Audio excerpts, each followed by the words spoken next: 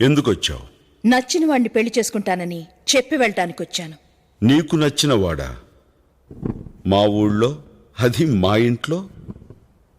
ఎవరు? నువ్వే. ఏమిటి నాలో నీకు నచ్చింది? శత్రువు ఇంటికి సింహంలా రావడం నాకు నచ్చింది.